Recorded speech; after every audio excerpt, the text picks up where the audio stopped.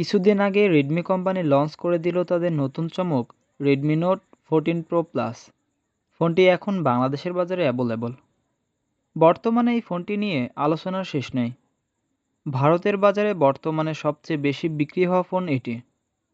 আজকের এই ভিডিওতে ফোনটির সম্পূর্ণ ইনফরমেশন দেওয়ার চেষ্টা করব। আর এই ফোনটি কিনতে কত টাকা গুনতে হবে সেটাও জানতে পারবেন এই ভিডিওতে। তো চলুন কথা না বাড়িয়ে শুরু করি আজকের ভিডিওটি। প্রথমেই আনবক্সিংয়ের পালা। ফোনটির বক্স কন্টেন্টে পেয়ে যাবেন back cover, adapter, USB type C cable, SIM ejector এবং কাঙ্ক্ষিত ফোনটির ডিসপ্লেকে প্রোটেক্ট করতে ইউজ করা হয়েছে কর্নিং গরিলা গ্লাস ভিক্টাস 2 এর প্রোটেকশন এবং ব্যাক প্যানেলে থাকছে কর্নিং গরিলা গ্লাস 7 এর প্রোটেকশন। ফোনটির লুকস ও ডিজাইন বেশ সুন্দর করা হয়েছে। এই ফোনটিতে IP69 এর রেটিং থাকাতে ফোনটি ডাস্ট ও ওয়াটার রেজিস্ট্যান্স। ফোনটির কোম্পানি ক্লাইম করছে ফোনটিকে 2 মিটার গভীরতায় 24 ঘন্টা রাখলেও কিছুই হবে না এই ফোনটি পোর্টস হিসেবে থাকছে microphone, USB type C port, dual storage speaker, noise cancelling mic এবং আয়ার ব্লাস্টার। এই ফোনটিতে ডিসপ্লে হিসেবে ইউজ করা হয়েছে 6.67 ইঞ্চির অ্যামোলেড কার্ভ প্যানেল, যেখানে পেয়ে যাচ্ছেন 120 হার্জের রিফ্রেশ রেট সাপোর্ট এবং 3000 নিট পিক ব্রাইটনেস। এই ডিসপ্লের পিপিআই ডেনসিটি 446।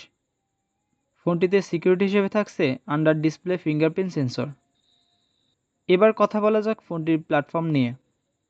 ফোনটিতে চিপসেট হিসেবে ইউজ করা হয়েছে কোয়ালকম স্ন্যাপড্রাগন 7S Gen 3, যেটা 4 ন্যানোমিটারের ফেব্রিকেশনে তৈরি করা হয়েছে, এবং জিপিইউ অ্যাড্রেনো 710। ফোনটির প্ল্যাটফর্মে কিছুটা হতাশ হবেন। এই প্রসেসরের আনটুটু স্কোর 7 লাখেরও বেশি। বর্তমানে 20,000 টাকার ফোনেও এমন স্কোর পাওয়া যায়। সো বাজেট অনুযায়ী পারফরমেন্সে অনেকটা পিছিয়ে থাকবে এই ফোনটির ব্যাক প্যানেলে ট্রিপল ক্যামেরা সেটআপ দেখতে পাবেন, যেখানে 50 মেগাপিক্সেলের মেন শুটার, 50 মেগাপিক্সেলের টেলিফটো সেন্সর এবং 8 মেগাপিক্সেলের একটি আল্ট্রা ওয়াইড থাকছে। অপরদিকে ফ্রন্টে থাকছে 20 মেগাপিক্সেলের একটি সেলফি ক্যামেরা। ফোনটির মেইন শুটার দিয়ে 4K 30 fps এ ভিডিও রেকর্ড করতে পারবেন। ক্যামেরা সেকশনে বেশ ভালো ইমপ্রুভ করছে এই ফোনটি। যারা মূলত ক্যামেরা লাভার তারা এই ফোনটি নিতেই পারেন।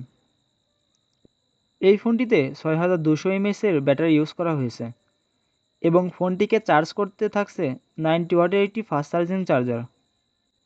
ফোনটি 3টা কালারে অ্যাভেলেবল: ব্ল্যাক, হোয়াইট এবং গ্রিন। ফোনটি 12/256 GB ভেরিয়েন্টের অফিসিয়াল প্রাইস পড়বে 43,000 টাকা। তবে কিছুদিন পরেই দাম কমে যাবে এই ফোনটির। বাজেট অনুযায়ী পারফরমেন্সের দিকে অনেকটা পিছিয়ে থাকছে এই ফোনটি।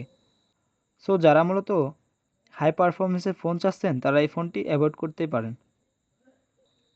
পারফরমেন্সের ফোন চাইলে ডেসক্রিপশন বক্সে দেওয়া লিঙ্কে ক্লিক করে ভিডিওটি দেখে আসতে পারেন।